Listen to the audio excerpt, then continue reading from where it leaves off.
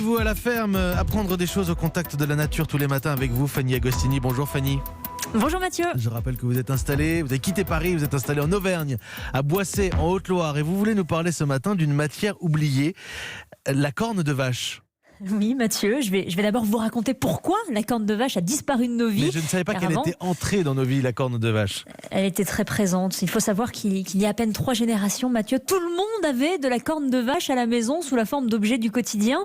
Mais avec l'arrivée du formica dans les années 50 et surtout l'arrivée du plastique, eh bien ça a détrôné la corne de vache qui servait auparavant pour la fabrication de boutons de chemise, manches de couteau, en passant par les chausse-pieds, les peignes à cheveux, jusqu'aux ustensiles de cuisine. Et tout cela était fabriqué donc en corne de vache, car le bon sens des anciens voulait que lorsque l'on élevait une bête, par respect pour l'animal et par pragmatisme, quand on la battait, tout était réemployé, rien n'était perdu, y compris la corne de vache. Vous nous dites, Fanny, que le plastique est venu supplanter la corne de vache et qu'aujourd'hui c'est une ressource inexploitée.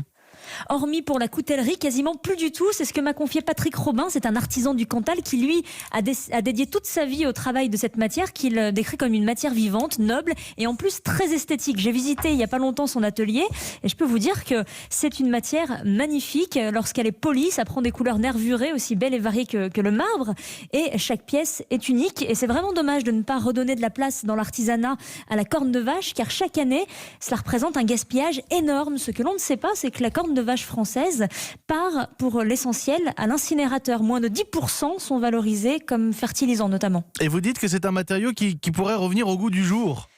Peut-être, par la force des choses en tout cas, avec la raréfaction du pétrole par exemple, dans un avenir plus ou moins proche, les idées ne manqueront pas et peut-être on y reviendra tout naturellement. En tout cas, l'entreprise toulousaine Authentique Matériel l'envisage, car elle travaille déjà sur la revalorisation de la corne de vache pour offrir de nouvelles perspectives dans la fabrication d'objets divers, comme par exemple les pinceaux de maquillage ou encore les montures de lunettes. Peut-être ce sera votre prochain cadeau de Noël, Mathieu. Oui, pourquoi pas. Ou je peux peut-être me renseigner tout seul. Je me procurais des lunettes en corne de vache.